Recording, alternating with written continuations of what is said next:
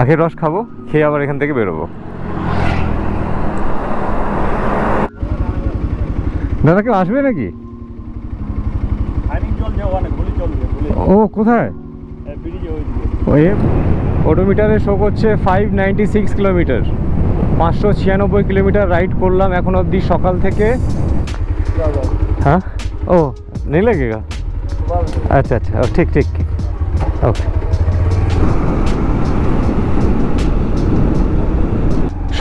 রাত 10টা থেকে সকাল 6টা অবধি কিন্তু কোনো বাইক অ্যালাউ নেই। 5:45 পৌঁছে গেলাম বারাসাত। 9টা বেজে 25 মিনিটে আমি বহরমপুর ঢুকে গেলাম এবং বহরমপুর টাউন অবধি যেতে হয়তো বা আমার সময় লাগে। প্রিয় বন্ধুরা, আপনাদের অনেক অনেক দিন পর আরও একবার স্বাগতম। আশা করছি আপনারা সবাই খুব ভালো আছেন। আজকে প্রথমবার বেরিয়ে পড়েছি কলকাতা থেকে শিলিগুড়ির উদ্দেশ্যে বাইকে করে। এতদিন আপনাদের নিয়ে ঘুরেছি ট্রেনে, বাসে, প্লেনে, লোকাল ট্রান্সপোর্ট নিয়ে। এবার কিন্তু প্রত্যেকটা জায়গা তুলে ধরবো এবং গুরুত্বপূর্ণ ইনফরমেশনগুলো সেগুলো আপনার মধ্যে সব শেয়ার করব। এবং এখন বর্তমানে কি সিচুয়েশন রাস্তার, দার্জিলিং যাওয়াটা কি সেফ, এই প্রত্যেকটা বৃত্তান্ত তুলে ধরবো। সঙ্গে থাকুন, সঙ্গে ছিলেন, স্টে টিউন। আর আমার বাইক মোটামুটি সাজিয়েছি এভাবে,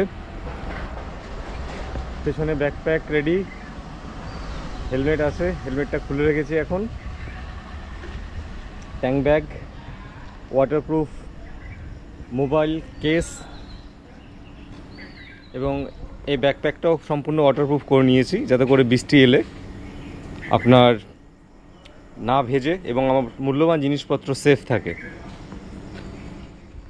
এটিএম থেকে যাওয়ার আগে কিছু টাকা তুলে নিলাম, কারণ রাস্তায় লাগতে পারে, বাকিটা অনলাইন পেমেন্ট হবে। তো চলুন বেরিয়ে পড়ি। বেরিয়ে চলে এসেছি এখন তারাতলায়, তারাতলা ক্রসিং। আমার পাশে আছে তারাতলা মিন্ট বাদিকে, আর এটা হচ্ছে জয় হিন্দ সেতু, মাঝেরহাট ব্রিজ বা মাঝেরহাট মেট্রো স্টেশন দেখতে পাচ্ছেন আমার সামনে। রাতের কলকাতা।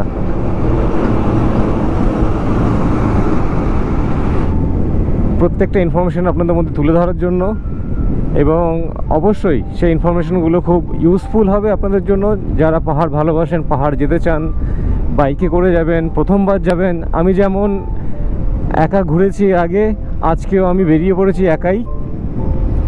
আর আমার সঙ্গে আমার সাথী হচ্ছে আমার পালসার 125 সিসি, 125 সিসির পালসার নিয়ন BS6, ধনধান্য অডিটোরিয়াম আলিপুর। এটা হচ্ছে উত্তীর্ণ বাদিকে, আর আমার সামনে হচ্ছে আলিপুর ব্রিজ। 1932 সালে এই ব্রিজটি কিন্তু তৈরি করা হয় ব্রিটিশ গভর্নমেন্টের দ্বারা, এখনও অবধি টিকে আছে স্বমহিমায়। কিন্তু এখান থেকে আমি সোজা যাব EM বাইপাস। EM বাইপাস যাওয়ার জন্য সরাসরি ভালো রাস্তা হচ্ছে বেহালা থেকে AGC বোস রোড ফ্লাইওভার হয়ে পার্ক সার্কাস 7 পয়েন্ট, তারপর ওখান থেকে সায়েন্স সিটির সামনে দিয়ে EM বাইপাস। আর যদি ব্রিজ খোলা থাকে তাহলে সরাসরি কিন্তু ব্রিজ মা ফ্লাইওভার দিয়ে গিয়ে নামবো মেট্রোপলিটন EM বাইপাস। তো অনেকটাই সহজ হয়ে যাবে। তো দেখি, যদি যেতে দেয় খুবই ভালো। রাতের মনোরম দৃশ্য আপনাদের মধ্যে তুলে ধরবো, সঙ্গে থাকুন। তো সামনে দেখতে পাচ্ছেন এটা হচ্ছে AGC বোস রোড ফ্লাইওভার। আর এখানে কিন্তু আপনার রাত 10টা থেকে সকাল 6টা অবধি কিন্তু কোনো বাইক অ্যালাউ নেই, উঠলেই ফাইন। সার্জেন্ট বসে আছে দেখতে পেলেন। তো আমি এখন একদম এই AGC বোস রোড ফ্লাইওভারের নিচ দিয়ে সরাসরি মিন্টো পার্ক হয়ে পৌঁছাবো পার্ক সার্কাস। আর যেহেতু রাতের বেলা রাস্তা ফাঁকা, তো তাড়াতাড়ি যাওয়ার চেষ্টা করছি। এখনই দেখছেন গাড়ি কীরকম বাড়ছে কলকাতায়, মানে কলকাতা শহরের রাস্তাঘাটে গাড়ি মানে আপনার বন্যার জলের মতো হু হু করেই বাড়তে থাকে। সিগন্যাল খোলা পাচ্ছি তাই বেরিয়ে যাচ্ছি। পাশে বাদিকে হচ্ছে নন্দন, ডান দিকে হচ্ছে PG হসপিটাল। নন্দনের সামনে দিয়ে বেরিয়ে যাচ্ছি এখন সরাসরি EM বাইপাসের দিকে। সায়েন্স সিটি ক্রসিং থেকে লেফট নিয়ে সোজা এয়ারপোর্ট হয়ে পৌঁছে যাব বারাসাত, তারপর জাগুলি হয়ে চাকদা, রানাঘাট, কৃষ্ণনগর হয়ে সোজা আমার গন্তব্যের দিকে। বিশ্ব বাংলা, আরে আমার গন্তব্য। আমি লেফট নিয়ে নিলাম বরুণ সেনগুপ্ত মেট্রো স্টেশন, আর আমার উল্টো দিকে হচ্ছে সেই আইটিসি, রয়্যাল এবং জেডাব্লিউ ম্যারিয়েট।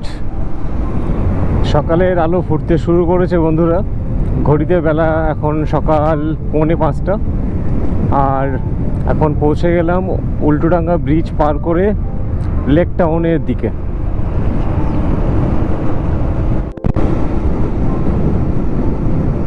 কেষ্টপুর বাগুইহাটি থেকে ব্রিজ ধরে নিলাম ফ্লাইওভার, কেননা নিচ দিয়ে গেলে যে সিগন্যালগুলো পাবো তাই ফ্লাইওভার ধরে নিচ্ছি। এই ফ্লাইওভারগুলো 5টার পর অ্যালাউ করে। চলে এলাম ভিআইপি,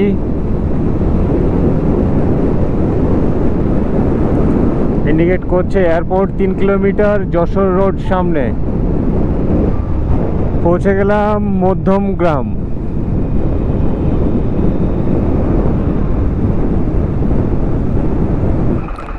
বারাসাত রেলগেট।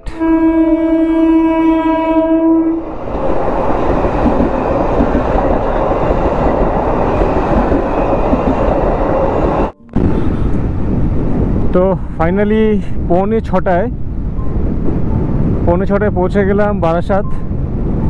চাপাডালি মোড় ক্রস করলাম। তো finally welcome back to NH12। বাদিকে চলে গেলে হচ্ছে বড়জাগুলি, আর আমরা NH12-এ এখন পৌঁছে গেলাম, মানে আমি পৌঁছে গেলাম, আপনাদের সঙ্গে করে নিয়ে যাচ্ছি। একটাই রাস্তা, সোজা রাস্তা শিলিগুড়ি। বস না ডান দিকে না বাদিকে, NH ছাড়বেন না। গুগল মামা কিন্তু শর্টকাট দেখায়, আর সেই শর্টকাটের চক্করে যদি যান তাহলে কিন্তু দুনিয়া ঘুরিয়ে দেবে। এখন শান্তিপুর পার করছি, শান্তিপুর ফুলিয়া।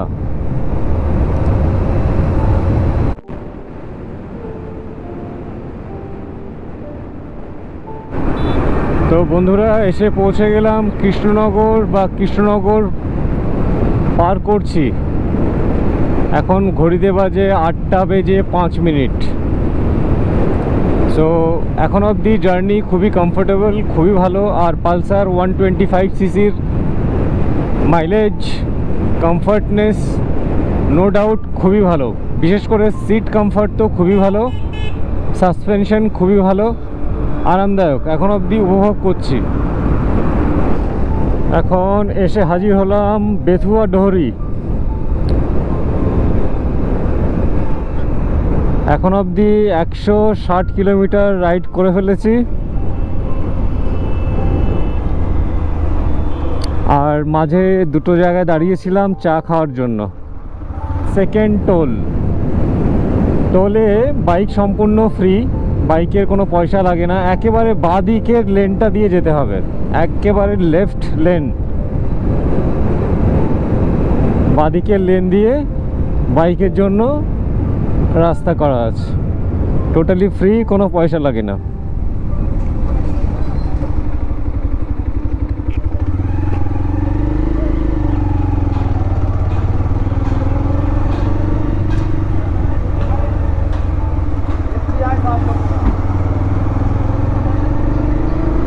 তো বন্ধুরা দেখতে দেখতে চলে এলাম কিন্তু পলাশির প্রাঙ্গণে এসে উপস্থিত হলাম।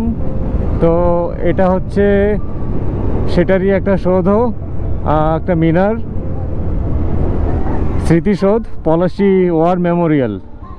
তো এই জায়গাটা খুব ঐতিহাসিক জায়গা এবং বাংলার তথা ভারতবর্ষের জন্য খুবই একটা হিস্টোরিক্যাল প্লেস। স্বাগতম বেলডাঙায়।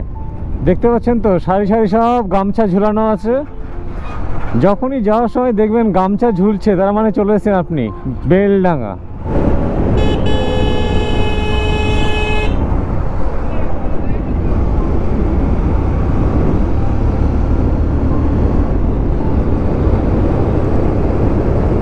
ফাইনালি কিন্তু এবার বহরমপুর ঢুকে গেলাম। বহরমপুর শহরে এখনো পৌঁছাইনি, জাস্ট বহরমপুরে এন্ট্রি হয়ে গেল। ঘড়িতে বাজে এখন 9টা বেজে 25 মিনিট। 9টা বেজে 25 মিনিটে আমি বহরমপুর ঢুকে গেলাম। তো এটা হচ্ছে নবনির্মিত বহরমপুর বাইপাস। এটা দিয়ে গেলে সোজা চলে যাবেন বহরমপুর বাইপাস। আর এই বাদিক দিয়ে গেলে হচ্ছে বহরমপুর টাউন। এটা হচ্ছে বহরমপুর টাউন, আর এটা হচ্ছে বাইপাস হয়ে সোজা আপনাকে নিয়ে চলে যাবে টুয়ার্ডস মালদার দিকে। তো শহর যদি না ঢুকতে চান তাহলে বাইপাস হয়ে কিন্তু আপনারা বেরিয়ে যেতে পারেন। একদম নবনির্মিত বহরমপুর বাইপাস।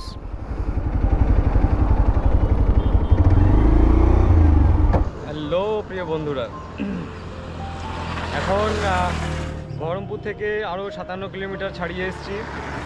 আর ওমরপুর বলতে পারেন, এটা ওমরপুরে পৌঁছে গেছি। এখন ঘড়িতে বাজে আপনার সময় 10টা বেজে 55 মিনিট, সকাল 10টা 55 ওমরপুর। তো টার্গেট করছি আপনার 12টার মধ্যে আজকে মালদা পৌঁছানো। মালদা পৌঁছে তারপর আবার ওখান থেকে কিছু রেস্ট নিয়ে আবার বেরোবো। সঙ্গে থাকুন। এটা হচ্ছে ফিডার ক্যানেল। কি সুন্দর অপূর্ব ঐতিহ্য। আর এগুলো দেখার জন্য মন ভরে প্রাণ ভরে দেখার জন্য কিন্তু বাইক নিয়ে বেরিয়েছি। এর আগে বহুবার বাসে করে ট্রেনে করে গেছি, কিন্তু সেভাবে উপভোগ করতে পারিনি। আর এখন যখন ইচ্ছে যেখানে ইচ্ছে সেখানে দাঁড়াতে পারি, দাঁড়িয়ে উপভোগ করতে পারি সুন্দর অপরূপ এই বাংলার প্রাকৃতিক দৃশ্য। চলে এসেছি ফারাক্কা টোল প্লাজা।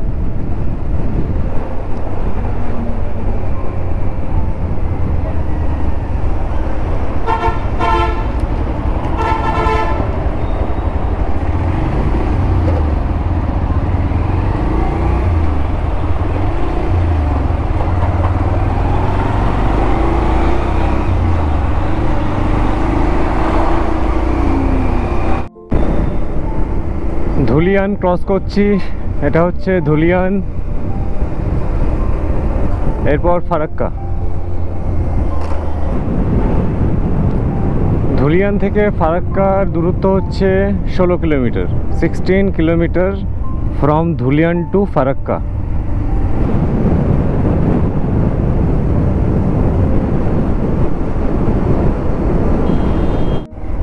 এবার পার করছি ফারাক্কা ব্যারেজ। সামনে দুটো বাস, একটা হচ্ছে এনবিএসটিসি মানে North Bengal State Transport Corporation, আর একটা হচ্ছে South Bengal State Transport corporation.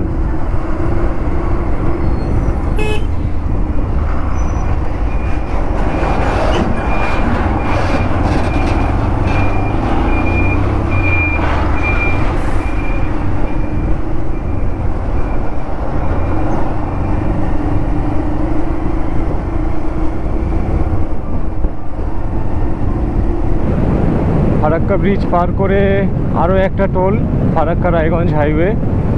আবার সে একই লেফট, একেবারে বাদিক লেফট নেব, লেফট নিয়ে বেরোবো। Free toll free. হ্যাঁ, কি মজা না, বাইক নিয়ে এলে কোথাও টোল লাগে না।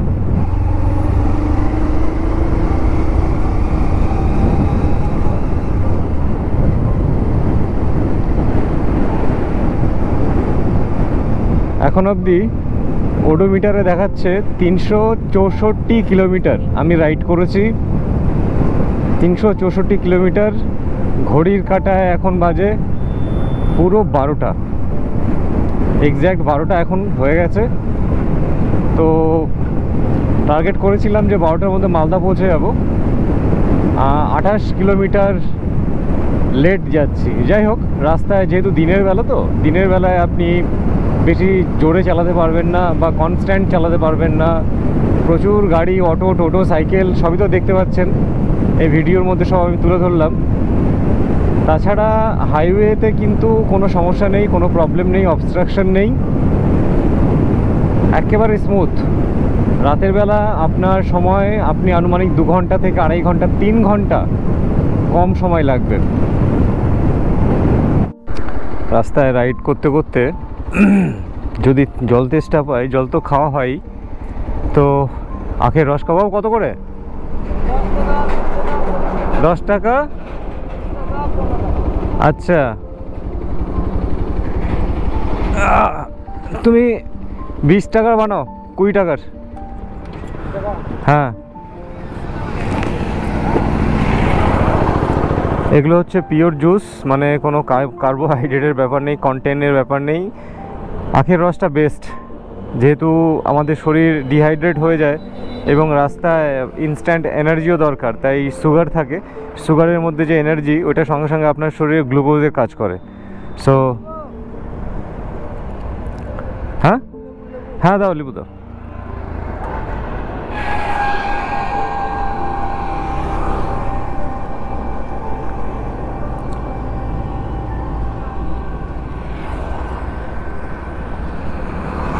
ষোলো মাইল বাস স্ট্যান্ড, এই জায়গাটার নাম হচ্ছে 16 মাইল। এখানে দাঁড়ালাম আখের রস খাওয়ার জন্য।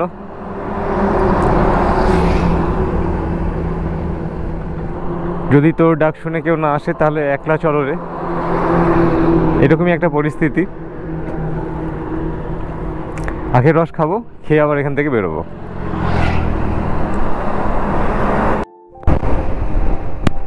মালদা শহর থেকে উঠে পড়লাম আবার ন্যাশনাল হাইওয়ে। এবার গাজল, ইটাহার, রায়গঞ্জ, কিষানগঞ্জ, ডালখোলা, তারপর হচ্ছে শিলিগুড়ি। একটাই রাস্তা, সোজা রাস্তা। রায়গঞ্জ বাইপাস খুলে গেছে, বাইপাস ধরবো, সময় কম লাগবে। এরপর হচ্ছে গাজল, গাজলের আগে হচ্ছে এই টোল প্লাজা।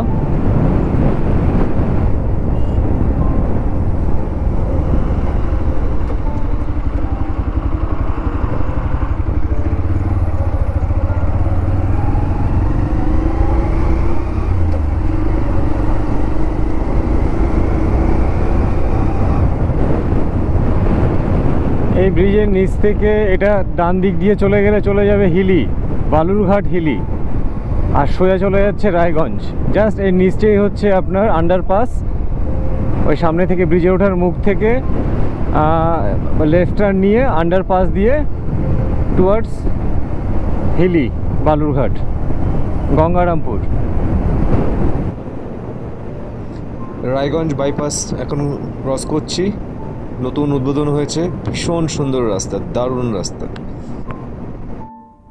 পুরো আকাশটা দেখুন, আকাশটা আর সূর্যের আলোগুলো কি সুন্দর নিচে পড়ছে ছড়িয়ে, অসাধারণ অসাধারণ দৃশ্য।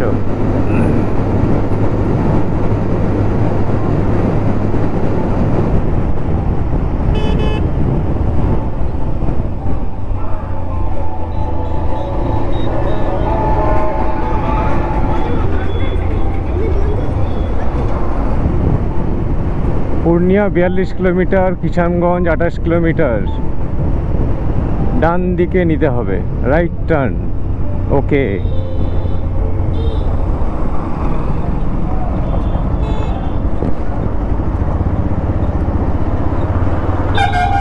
ডালখোলা পার করছি এখন। এটা হচ্ছে ডালখোলা বাজার।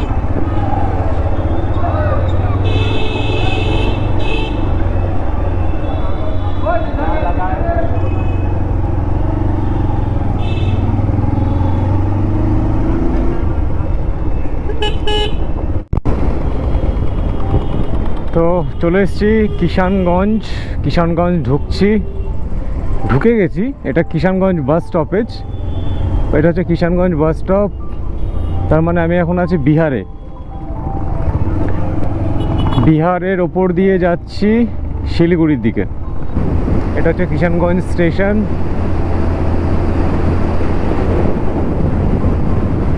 কিষানগঞ্জ যাওয়ার এই ব্রিজটা খুলে যাওয়াতে অনেক সুবিধা হয়েছে, কারণ নিচ দিয়ে যেতে অনেক সময় লাগতো, অনেকটাই সময় লাগতো।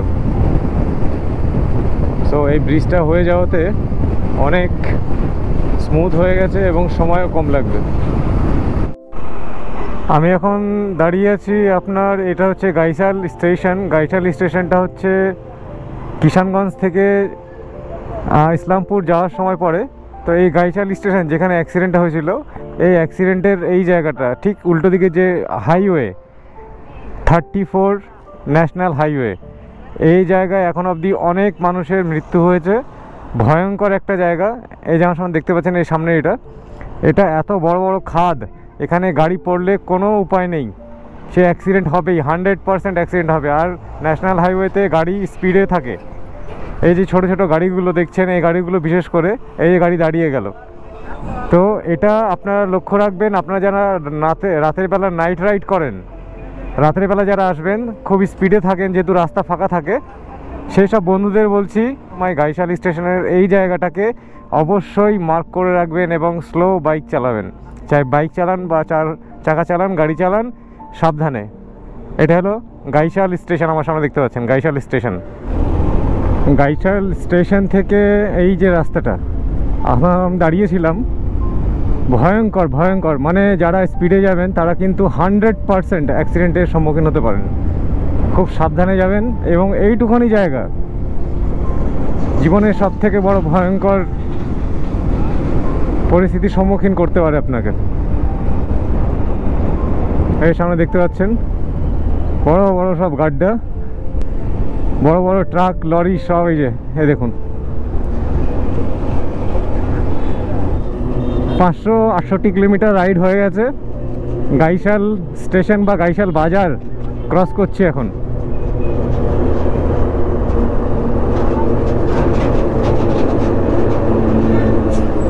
এই যে এই অবস্থা দেখুন, অবস্থা দেখুন। মনে হয় না যে এটা পশ্চিমবঙ্গের কোনো অংশে এই জায়গাটা পড়ে, বিশ্বাসই হয় না। দেখুন এই অবস্থা দেখুন। খুব সাবধানে গাড়ি চালাবেন। এই ফুটেজটা তুলে ধরার উদ্দেশ্য এটাই যে যারা রাতে নাইট রাইড করেন তাদের জন্য বিশাল উপকারী হবে বর্তমানে এই পরিস্থিতিতে। Siliguri to Kolkata, Kolkata to Siliguri.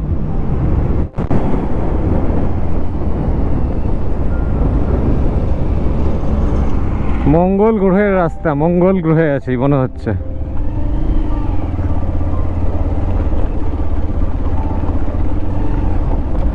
রাস্তার মাটি অবধি বেরিয়ে চলে এসছে, মাটি মাটি। হাইওয়ে, এটা ন্যাশনাল হাইওয়ে 34, আর তার মাটি অবধি বেরিয়ে চলে এসছে। দেখুন রাস্তা, ন্যাশনাল হাইওয়ে। আলিগঞ্জ, কিষানগঞ্জ থেকে বেরিয়ে গাইশাল স্টেশনের পর আলিগঞ্জ, আলিগঞ্জ অবধি একদম নরক।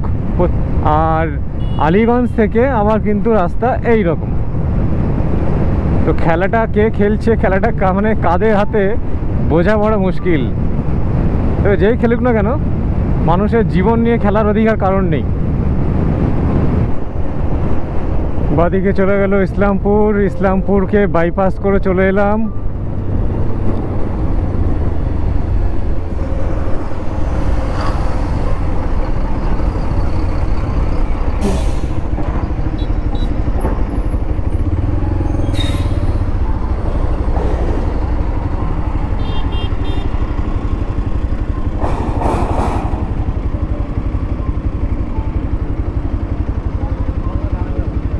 দাদা কেউ আসবে নাকি? ও কোথায়? ও এ বাবা, হোটেলে আধা ঘন্টা 1 ঘন্টা রেস্ট করেন, ঝামেলা মেটবে, তারপরে যাবেন। গোলাগুলি হচ্ছে নাকি? হ্যাঁ, এই যে হোটেলে যান, হোটেলে যান। আচ্ছা আচ্ছা।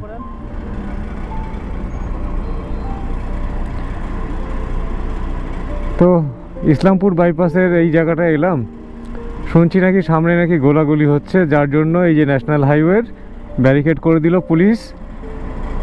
বলছে এখন যাওয়া যাবে না, ওখানে গোলাগুলি হচ্ছে, ঝামেলা হচ্ছে, এখানে রেস্ট করুন, বা সামনে হোটেল আছে, হোটেলে গিয়ে রেস্ট করুন।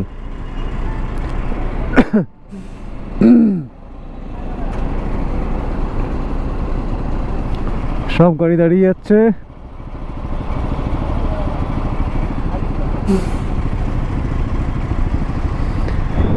অবশেষে ইসলামপুরের মারামারি কন্ট্রোল করা হলো, তারপরে এই ছাড়লো, সব গাড়ি একসঙ্গে বেরোচ্ছে দেখছেন। 45 মিনিট আটকে রেখেছিল, যেহেতু সেফটির ব্যাপার, গাড়িতে আগুন লাগাতে পারে, অনেক ক্ষয়ক্ষতি হতে পারে, গোলাগুলি চলছিল, সেটাই বললো সিভিক ভলেন্টিয়ার। তো একটু লেট হয়ে গেছে, 45 মিনিট ডিলে হয়ে গেল। এতক্ষণে মানে শিলিগুড়ি ঢুকে যেতাম।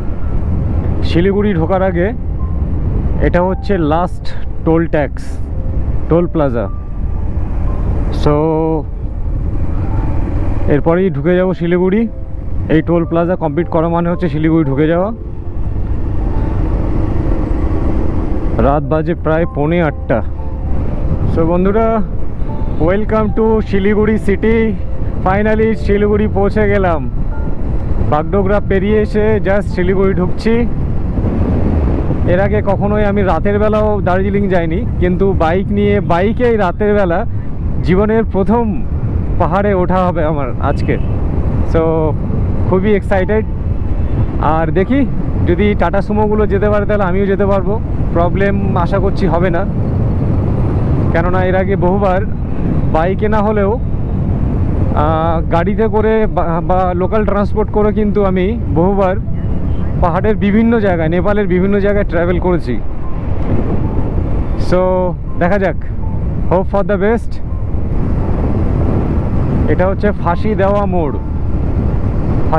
মোড় ব্রিজ পার করছি এখন। 12 কিলোমিটার, ঠিক আছে। 12 কিলোমিটার পরে হ্যাঁ, ডান সাইডে পড়বে, ঠিক আছে। তো বন্ধুরা, আমি এখন শিলিগুড়ি মাটিগাড়া। আমি যার দার্জিলিং মোড় গেলাম না, কেননা দার্জিলিং মোড় দিয়ে আবার ঘুরে আসতে হবে। তো মাটিগাড়া দিয়ে স্ট্রেট গিয়ে রোহিণী থেকে ডান দিক নিলে পরে কিন্তু রোহিণী টোল প্লাজা, একদম পুরো ইজি। এখান থেকে হচ্ছে এক্স্যাক্ট 12 কিলোমিটার। তো বাইক আছে, কোনো সমস্যা নেই। বেরিয়ে পড়ছি। ঘড়িতে বাজে এখন কটা? ঘড়িতে বাজে এখন 8:47, মানে 15টা। সো ট্রাই করব যত তাড়াতাড়ি পৌঁছানো যায় দার্জিলিং। সঙ্গে থাকুন, স্টে টিউন, যেতে যেতে আরও কথা হবে। আরে দার্জিলিং দেখা যাচ্ছে, ওই যে কার্শিয়াং দেখা যাচ্ছে, কার্শিয়াং। জানি না ক্যামেরায় আসছে কি না। মাটিগাড়া থেকে 4 কিলোমিটার আসার পর কিন্তু এই সিন দেখা স্টার্ট হয়ে গেছে, রাতের বেলার দার্জিলিং। এই যে দৃশ্য, এই দৃশ্য যদি আপনারা না দেখেন সচক্ষে, আপনারা সত্যি বিশ্বাস করতে পারবেন না, এত অপূর্ব লাগছে।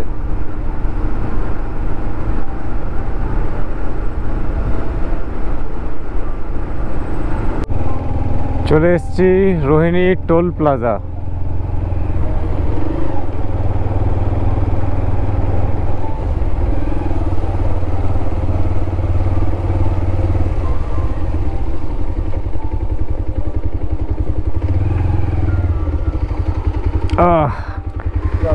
हाँ, ओ नहीं लगेगा।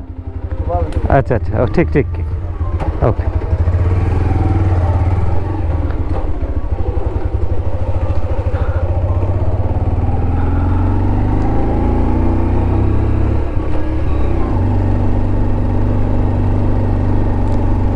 তো বন্ধুরা, welcome to Darjeeling.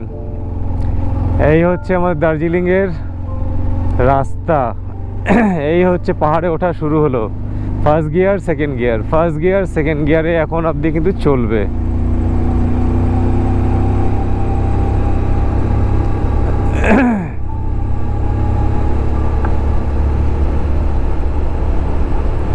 First gear second gear.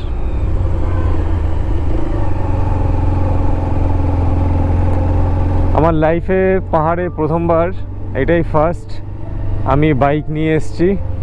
এবং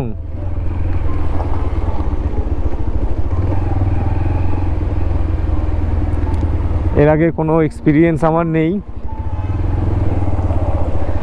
বাইক নিয়ে পাহাড়ে আসার। তো খুব সাবধানেই চালাবো।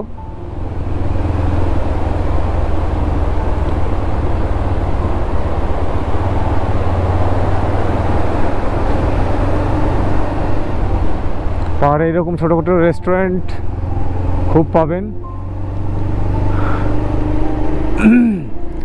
রাত 10টা 11টা 12টা অবধি খোলা থাকে সব।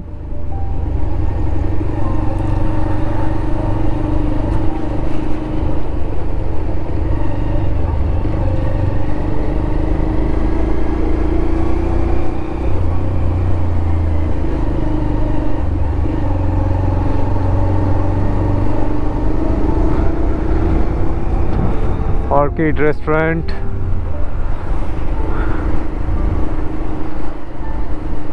ভয় পাওয়ার কিছুই নেই, কোনো ভয়ের ব্যাপার নেই।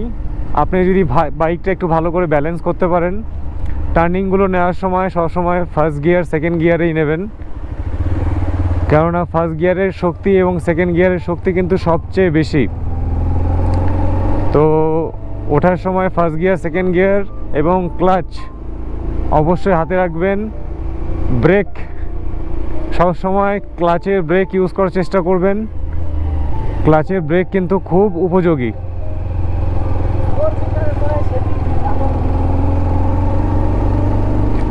আমি এর আগে বহুবার ভারতে, নেপালে, বিভিন্ন জায়গায় আমি বাইক রাইড করতে দেখেছি বহু ছেলেদের, তারা এভাবে বাইক রাইড করে।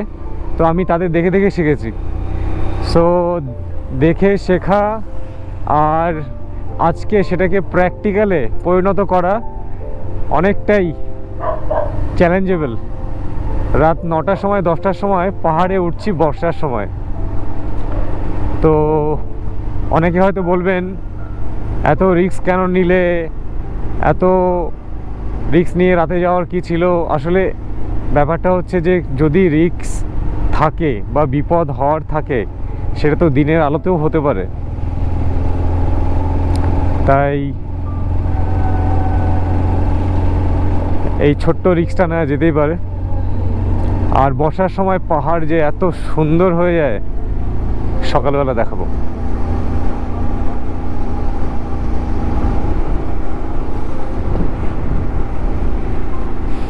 খাবারের গন্ধ আসছে চারিদিক থেকে, চাউমিনের গন্ধ আসছে, চাউমিন।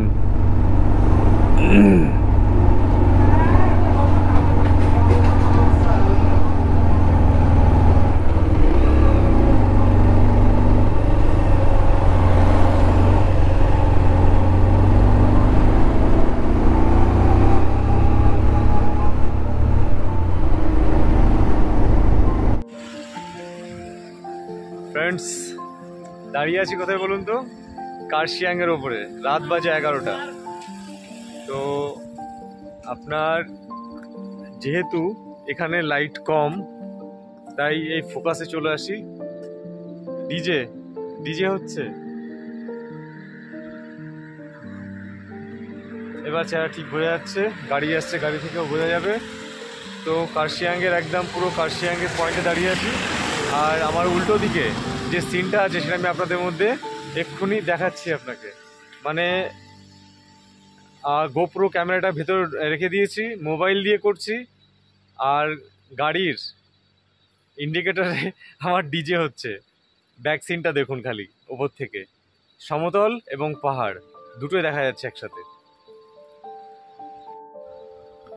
এই হচ্ছে কার্শিয়াং। কার্শিয়াংয়ের এটা সামনে কার্শিয়াংয়ের অপরূপ দৃশ্য। পাহাড়ের ওপরে আমি, আর ওই হচ্ছে শিলিগুড়ি, ওই শিলিগুড়ি। রাতের অন্ধকারতা বোঝা যাচ্ছে না, দেখা যাচ্ছে না। আর ওটা দেখিয়ে দিই, আই লাভ কার্শিয়াং।